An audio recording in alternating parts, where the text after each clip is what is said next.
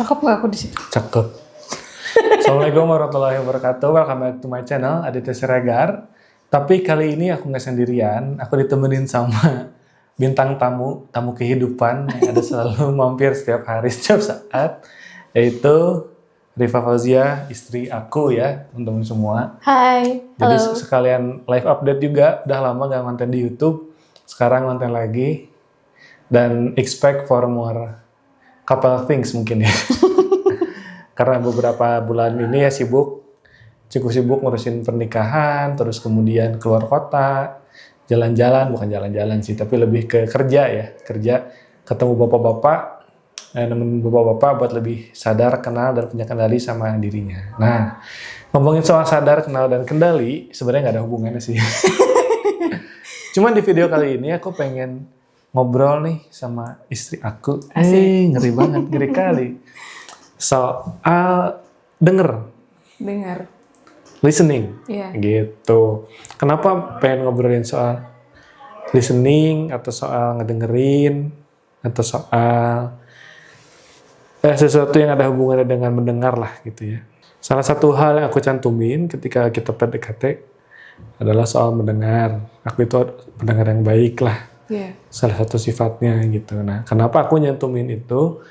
Karena aku merasa itu adalah skill yang aku punya, skill yang menurut aku bisa jadi nilai jual aku lah, gitu ya, sebagai seorang laki-laki. Asik. Gitu. Selain itu, aku juga ngelihat kayaknya listening itu sebuah skill yang dibutuhin juga secara umum, gitu ya. Kenapa? Karena ya kita kan manusia pasti banyak ngobrol ya, apalagi suami istri gitu, banyak ngobrol, kemudian banyak saling cerita, gitu kan. Nah, kalau misalnya semuanya pengen cerita, tapi nggak ada yang ngedengerin kan jadi susah ya. Tuh, nah, aku pengen tahu nih menurut kamu,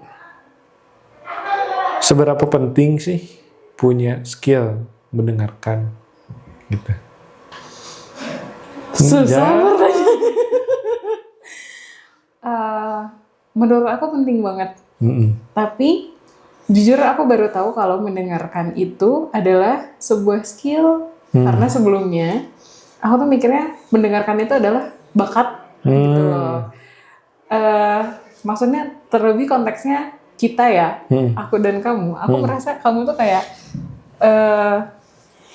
naturally pendengar yang baik gitu loh. Jelek. Terus? Apanya? Enggak, ini kalau gini. Terus? Iya, aku merasa kamu itu naturally pendengar yang baik gitu. Dan berarti kalau itu adalah sebuah skill, itu adalah sesuatu yang bisa dipelajari. Dan penting menurut aku. Mau kita merasa itu kita sudah jadi pendengar yang baik atau belum, ya berarti itu sesuatu yang mesti dipelajari. Yes. Tapi baik menurut kamu teh gimana? Baik menurut kamu teh, kan kamu bilang tadi aku pendengar yang baik. Baik teh gimana maksudnya? Atau secara umum teh baik teh gimana sih? Aku bisa cerita dalam konteks kamu, boleh nggak cerita dalam konteks kamu? Gini. Coba ngadepnya ke audience. Malu ceritanya.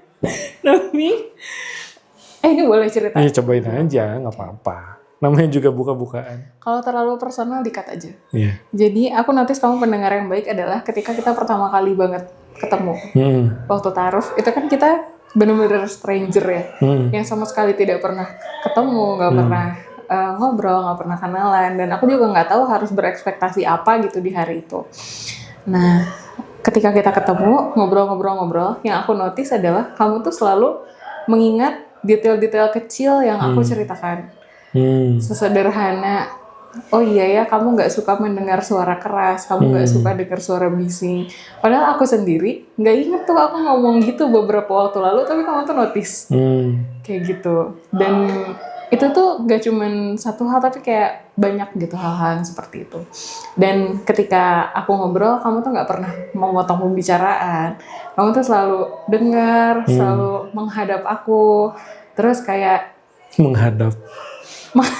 Tapi iya, maksudnya kayak bahasa tubuhnya tuh ikut mendengarkan juga gitu loh. Jadi aku ngerasa apa ya, ya aku merasa didengarkan gitu dengan sikap-sikapmu yang seperti itu. Oke. Tapi kan itu aku, nah ya secara umum apakah definisi pendengar yang baik itu harus kayak gitu? Soalnya kalau ngomongin aku mah takut GR aku. Oh gitu. Kalau yang paling penting menurut aku adalah ketika ngobrol ya, menjadi pendengar yang baik itu adalah nggak multitasking ketika kita berbicara. Jadi nggak sambil main HP. Nggak sambil juggling. Juggling apa? Sambil main kartu. Main HP sih yang paling ngeselin. Kalau misalnya lagi ngobrol, tapi kayak dikit-dikit buka HP, dikit-dikit buka HP itu kayak kamu ngedengerin aku apa enggak sih? Kalau enggak ya udah seru main HP. Ya. Jadi kayak nggak diperhatiin gitu ya. Ya. Emang kenapa harus diperhatiin? Ya kalau kenapa? Nah ini. Apa? Kan kalau ngomongin penting nggak penting tadi penting. Gitu ya. Penting supaya kita dapat perhatian, berarti kan. Nah, emang kenapa gitu? Kenapa kamu pribadi deh? Kenapa kamu merasa ketika ngedengerin tuh harus diperhatiin? Soalnya kita tujuannya ngobrol itu komunikasi kan. Yang namanya komunikasi itu kan bertukar pesan. Dan bertukar pesan itu bakal efektif kalau misalnya yang dinamakan komunikasi efektif itu kalau misalnya apa yang ada di kepala aku itu sama dengan apa yang ada di kepala kamu gitu, yang dipahaminya. Nah, dan yang namanya komunikasi itu ada namanya noise atau si gangguannya, dan di antara gangguannya adalah tadi misalnya distraksi dari main HP lah, apa segala macam lah, multitasking itu tadi. Nah, kalau misalnya ya dari situnya aja tuh udah banyak noise yang diciptakan sendiri, ya gimana komunikasinya itu bakal efektif? Iya. Dan apalagi kalau misalnya konteksnya rumah tangga, iya nggak? Kenapa tuh? Ya maksudnya dari nggak tahu ya, tapi aku rasanya bagaimana dua orang mempersepsi suatu masalah aja itu kan udah beda. Dan dalam rumah tangga tuh banyak yang masalahnya tuh kayak gede-gede gitu. Masalah anak lah, masalah duit lah, masalah orang tua, masalah mertua, segala macam. Kalau misalnya dari upaya komunikasinya aja tuh banyak noise yang diciptakan sendiri gitu. Nah, gimana mau menyatukan langkah di antara dua orang ini gitu. Iya. Tapi ini menarik soal noise ya. Iya. Kalau tadi kamu ngomongin external noise, itu ada satu konsep yang namanya inner noise. Oh iya. Nah, inner noise aku kelihatan ya? Buram. Ya nggak autofokus. Ya inilah buku ini gitu. Nah jadi di buku ini tuh dibahas soal yang namanya inner noise. Oh gitu. Aku baru dengar istilah jadi itu. Jadi inner noise. Jadi ketika kita ngobrol atau kita mendengarkan lah lebih spesifiknya ya, itu ada yang namanya inner noise. Kan kalau yang kamu bilang tadi noise. Jadi kan ngobrol nih. Kamu sebagai pemancar, aku penangkap misalnya ya. Otomatis aku nggak akan bisa fully nangkep apa yang kamu ucapkan kalau aku ada noise-nya gitu kan. Misalnya attention-nya berarti kebagi dong gitu kan. Aku nggak fully fokus ngedengerin apa yang kamu omongin dan aku fokus ke hal lain gitu. Nah itu kan noise yang sifatnya tercipta dari main HP misalnya. Atau misalnya apa lagi? Main kartu. Juggling, ngacak-ngacak spitting gitu ya. Oke. Nah, itu kan noise yang tercipta dari luar yang kelihatan gitu. Nah, tapi ada konsep inner noise di sini. Inner noise yang dibilang di buku itu tuh salah satunya ada prejudice atau prasangka. Oh, menarik. Gitu, prasangka. Jadi, ketika kita mendengarkan, kita itu kalau nggak sadar ya, tidak menyadari itu ada inner noise tadi yang berupa prasangka atau prejudice. Jadi ketika orang lain ngomong, kamu ngomong misalnya ke aku. Misalnya kamu mau cerita apa? Misalnya mau cerita... Aku mau cerita, tadi aku makan kacang. Oke, tadi makan kacang. Nah, kalau aku nggak ngefilter atau nggak meregulasi si inner noise itu, akan muncul pikiran kayak gini. Cerita apa lagi nih? Oh gitu. Ini pasti mau ngadu mal nih. Atau ini Pak. Nah, jadi ada hal-hal yang sifatnya tuh justru menarik perhatiannya ke aku. sebagai si penangkap gitu. Oh iya. Bukan ke Si penceritanya. si pencerita atau si pembicaranya gitu. Si inner noise itu. Nah kalau di buku itu karena ini perspektif Islam ya, bisa kayak hasad, ria, penyakit-penyakit hati itu berupa inner noise yang menghalangi kita dari menangkap pesan. Apa sih sebenarnya yang mau disampaikan sama lawan bicara kita? Nah, kalau di ini disebutnya ada salahnya narsisisme gitu. Jadi sisi narsistik kita tuh jadi penghalang bagi kita untuk ngedengerin apa yang mau diucapkan sama si lawan bicara. Itu sedangkan pada hakikatnya kalau kita mau listening deeply gitu ya, deep listening, kita harus lupa lagi istilahnya apa ya. Jadi kayak meniadakan diri gitu. Benar meniadakan diri dan fokus ke apa yang diucapkan gitu sama si orang yang kita ajak bicara itu gitu. Karena bisa jadi apa yang dia ucapkan itu bukan benar-benar apa yang dia ucapkan, tapi ada pesan tersiratnya. Oh, dia ngomong gini tuh maksudnya apa ya? Gitu. Dia ngomong gini tuh sebenarnya mau nyampein apa sih? Jadi kalau kita punya prejudice kayak tadi ya, penyakit-penyakit hati lah, ria dan sebagainya, kan kita jadi fokusnya menarik diri ke aku gitu. Jatuhnya mungkin jadi menggunakan aku sebagai referensi. Adu nasib misalnya, lu mah gitu doang. Misalnya kan, masih segitu, masih enteng gitu. Nah, jadinya tidak terbangun tuh si komunikasi. Itu. Karena ujung-ujungnya tujuan dari komunikasi apa? Menyampaikan pesan. Oke, itu kan pesan. Saling menyampaikan pesan kan aktivitasnya. Iya. Tapi outputnya apa menurut kamu? Menyamakan pemahaman gak sih? Nah, dari menyamakan pemahaman akan muncul apa? Empati.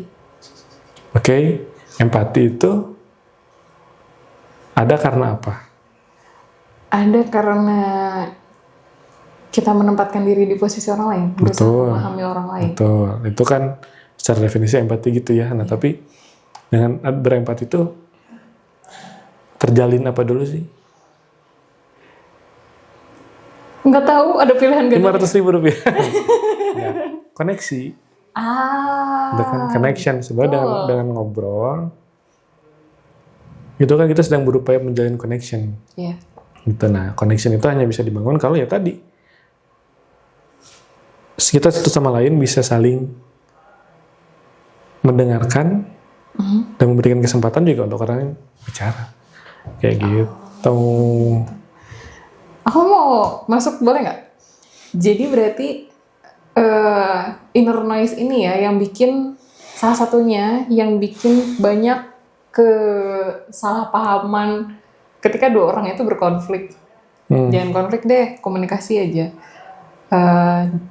Kayak case yang kemarin kita sempat omongin, kadang kita tuh ngerasa ketika orang ngomong sesuatu, kita tuh ngerasa kesindir atau ngerasa diserang. Padahal ketika orang itu ngomong itu tuh belum tentu ngomongin kita. Iya, dia tuh lagi ngomongin dirinya sendiri. Iya, lagi ngomong objek pembicaraan. Nanti apa? Kan belum tentu tentang kita. Iya, betul. Nah, itu tuh termasuk salah satu inner noise yang menghalangi kita dari memahami substansi apa sih orang ini tuh mau ngomong apa ya?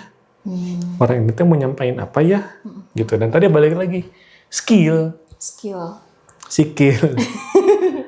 Itu tuh sesuatu yang kemudian bisa dilatih. Gitu. Nah, ini juga menjadi apa ya? Ya orang tuh banyak berpikir bahwa skill teh ngomong, gitu ya, public speaking, apa. Padahal ngedengerin, listening juga skill. Betul. Yang harus dilatih. Iya. Gitu. Karena kan siklus berputar. Kalau kita ngomong sendiri ya kayak ke tembok aja hilang gitu kan. Tapi ya harus ada yang ngedengerin juga. Kayak gitu. Gantian aku yang nanya, boleh nggak? Boleh atuh. Oh, jadi kamu adalah pendengar yang baik. Itu opini, tapi opininya bukan hanya aku yang ngomong. Maksudnya teman-teman kita juga banyak yang bilang seperti itu. Dan gak cuma 1-2 gitu. Pun kamu seorang konselor profesional. Dan aku selama pernikahan kita, aku selalu merasa didengarkan. Aku merasa nyaman juga komunikasi sama kamu gitu. Nah, kamu juga, tapi kan kamu manusia normal ya. Kamu juga pasti ada si prejudis itu, bener apa nggak? Ketika ngobrol sama orang, ada kan? Nah, mendengar ini kan skill yang kamu latih juga kan? Yang kamu pelajari juga kan? Gimana caranya kamu bisa mengendalikan si inner noise di dalam diri kamu itu, dan kamu akhirnya bisa menjadi pendengar yang baik? Aku sih ya itu fokus ke fakta dan opini aja, gitu. Jadi ketika kita mendengarkan, usahakan ya collect data sebanyak mungkin gitu. Jadi kan sebenarnya kalau misalnya konteksnya kalau konseling misalnya ya, sesi konseling kan biasanya orang cerita terus kita nanya gitu kan, orang cerita kita nanya lagi, gitu aja terus sampai akhirnya sampai ke sebuah kesimpulan bahwa si klien itu sadar atau enggak dia punya masalah, dia sadar atau enggak lagi ngalamin apa atau harusnya gimana, kan gitu prosesnya sebenarnya. Temen selama prosesnya itu data collection sebenarnya. Gitu. Data collection, ngelihat kemudian ada pola yang berulang nggak, ada pattern nggak, gitu kan, ada kemudian kata kunci yang muncul atau enggak, ini arahnya kemana. Nah, udah itu kan dikonfirmasi ya, ini benar apa enggak, gitu. Nah, proses confirming itu atau istilahnya triangulasi dan verifikasi, itu yang bikin setidaknya si prejudis itu bisa terkonfirmasi atau enggak gitu. Kan prejudis itu prasangka, aku nyangka kamu orangnya gini misalnya. Oke, kita ngobrol, aku collect data, ada pola, aku tanya bener nggak? Oh, ternyata gini. Oh, ya berarti ya entah hipotesis aku atau asumsi aku terbantahkan atau enggak. Ya nanti setelah proses tanya jawabnya itu gitu. Nah, justru kan dari proses tanya jawab itu justru jadi momen atau aktivitas mendengarkan yang paling intensnya kan. Gitu, untuk merhatiin dia tuh ngomong apa ya, mau keluar kata apa aja ya. Oh, ini paling sering nih keluar. Kenapa ya? Kayak waktu itu aku nanya, kok kamu paling sering keluar kata ini ya? Kenapa ya? Gitu. Kan itu part of kemudian, ya aku punya asumsi nih. Oke, kayaknya gini deh. Tapi kan itu sifatnya masih assumption, masih asumsi. Makanya aku lempar lagi ke kamu gitu. Kenapa ya? Kok kamu gini? Kok kamu sering ngeluarin kata ini? Kira-kira ada apa ya? Kan proses. Nah, dari sana kan justru jadi terbangun.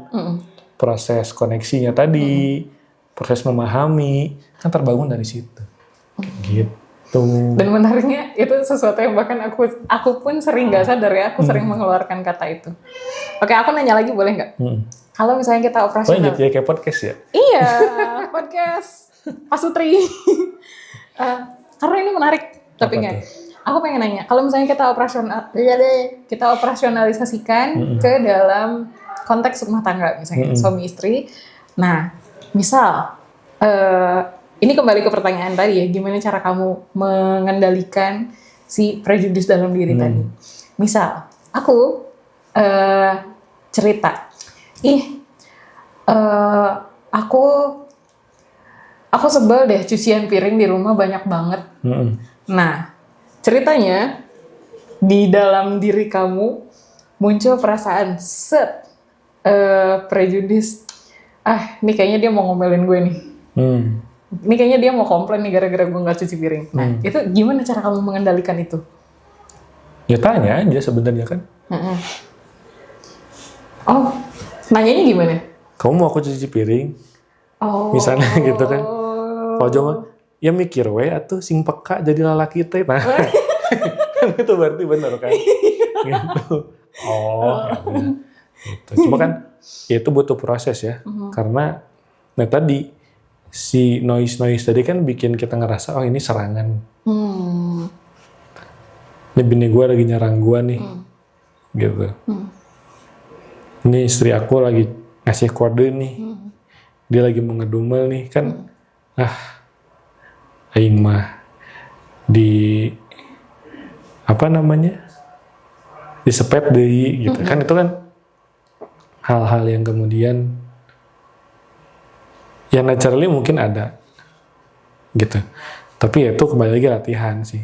Latihan tadi memisahkan bahwa intention mah kita nggak pernah bisa tahu gitu, orang punya intention apa, orang punya niat apa, nah itu kan apa yang ada dalam dada mereka, dan kita nggak bisa nyentuh itu kan. Gitu, yang bisa kita lakukan adalah apa? Oh oke, perilaku dia gini misalnya, kalau kamu perilakunya gini, benar nggak ya? Harus ada proses confirming lagi, konfirmasi lagi gitu, sampai akhirnya bisa ngebaca pola kan.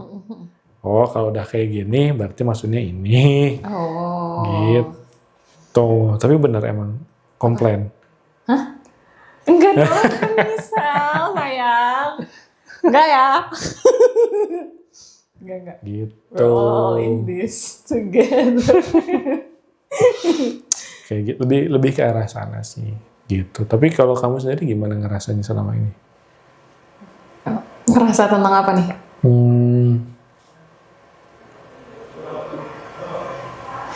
Bentar, maaf motong. Ini kita closingnya kemana? CTA-nya apa ini? Berapa menit? 23 menit. CTA-nya ke sana, ke ada daftar kelas. Gitu. Sebelum ke CTA, kalimat terakhirnya tuh apa? Bridging-nya menuju CTA? Nggak ada. Ya, Ngomongin soal listening kayak gitu. Gitu. Lanjut. Nah, kamu punya cerita apa lagi soal listening? Atau kamu deh yang berperan sebagai listener-nya gitu? Ada nggak? Yang paling kerasa dalam 3 bulan pernikahan kita ya, aku merasa belajar banget tentang memisahkan fakta dan opini itu tadi. Karena aku dari percakapan ini ya, aku belajar bahwa oh berarti selama ini kekurangan aku ketika aku mendengarkan seseorang cerita adalah itu. Iya sih, inner noise tadi. Jadi aku fokus sama prejudice aku pribadi. Tapi seringkali aku tuh tidak mengkonfirmasi itu loh. Jadi orangnya nih masih ngomong nih, tapi yang aku dengerin tuh malah si inner noise tadi. Kayak, ini orang kayaknya lagi bete sama gue deh. Ini orang kayaknya sebel sama gue deh. Ini kayaknya aku lagi disindir tenang ini deh. Kayak gitu-gitu. Dan ya itu apa ya, aku baru menyadari kalau oh ternyata ini sesuatu yang harus diperbaiki gitu. Dan akhirnya ya itu aku belajar mencoba untuk memisahkan fakta dan opini.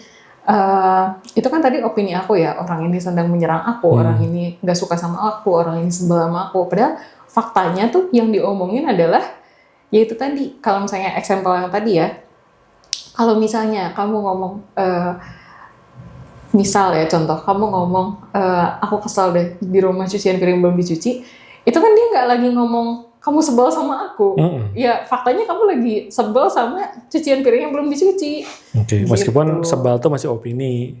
Iya, iya betul. Sebel tuh masih opini. Gitu. Ini cucian udah 2 hari nggak dicuci, itu fakta. Iya fakta. Gitu kan misalnya. Kayak gitu. Tapi kalau di luar pernikahan misalnya. Apa? Di luar pernikahan. Di luar pernikahan. Ada cerita apa ya?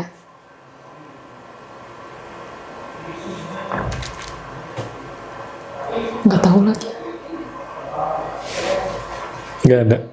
Ada, tapi aku nggak ingat. Oh ya. Nggak bisa recall aja. Maaf ya. Apa yang ngobrol apa lagi ya? Mendengarkan. Oh, ada. Wait. Ini 5 menit lagi. 5 menit lagi. Oh, kalau di luar pernikahan biasanya sama case yang paling deket itu sama keluarga sih. Kayak gini, aku tuh sering sama mama, kasusnya sama, mirip-mirip kayak gitu juga. Aku tuh suka nanya, Mah, di rumah ada makanan sesuatu nggak? Gitu. Aku cuma nanya gitu doang ya. Misalnya aku mau pulang, di rumah ada makanan sesuatu nggak?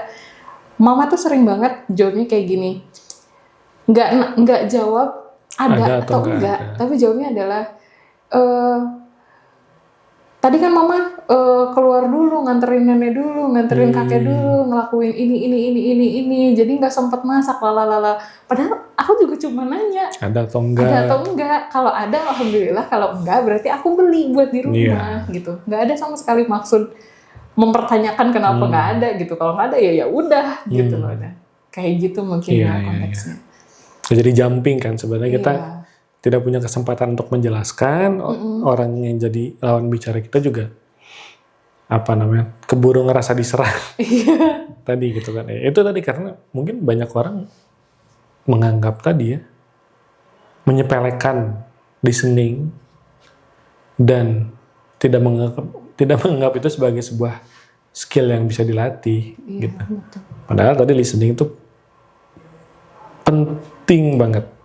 Selama kita berinteraksi dengan manusia, punya kemampuan mendengarkan itu jadi penting banget. Betul. Gitu, karena itu tadi jangkar dari connection. Kita nggak akan bisa membangun koneksi kalau nggak bisa mendengarkan. Gitu. Makanya buat teman-teman, gini, Sientesa Wellness Center, gitu lagi punya campaign The Art of Listening, yang isinya adalah program-program yang ngebantu kamu untuk jadi pendengar yang lebih baik. Salah satunya nanti tanggal 23 dan 24 Desember ada The Listening Heart yang dipandu oleh TV Tri. Kelasnya ngomongin soal gimana sih caranya kamu bisa jadi pendengar yang baik, kenapa kamu harus jadi pendengar yang baik, dan juga cara-cara ngerespon cerita-cerita orang supaya nggak adu nasib ya. Supaya tadi kita bisa ngefilter inner noise yang kita punya. Terus nanti ada kelas aku juga, The Reflective Pen, isinya tentang nulis. Nah ini bagian yang cukup penting juga menurut aku, karena sebelum kita belajar ngedengerin orang lain, kita juga harus bisa ngedengerin diri sendiri. Terutama noise itu kan, kalau kita nggak sadar noise itu, juga kita jatuhnya gagal mendengarkan lagi juga, gitu. Itu lewat nulis. Nanti ada kelasnya Kang Zain, The Inner Voice, itu tentang komunikasi atau dialog dengan diri sendiri, self-talk lah, gitu. Karena itu juga merupakan hal yang penting, self-talk. Dan ada nanti kelas hipnoterapi dari Pak Asep Hairul Gani. Oke. Ada lagi yang mau disampaikan? Paling ini aja kali ya. Tadi sebenarnya sebelum ke CTA, ini bagian ini cut aja. Sebelum ke CTA sebenarnya aku mau bridging-nya tuh gini. Berarti sebenarnya listening itu penting dalam segala relasi kehidupan kita ya, nggak cuma pernikahan, tapi terutama buat sama orang-orang dekat kita, sama kolega kita. Ya, gitu aja. Selama kita berinteraksi dengan manusia, pasti kita akan berbicara dan mendengarkan. Betul. Gitu. Ya. Itu aja deh video kali ini. Bye. Thank you for watching. Thank you for watching. Semoga bermanfaat. Assalamualaikum.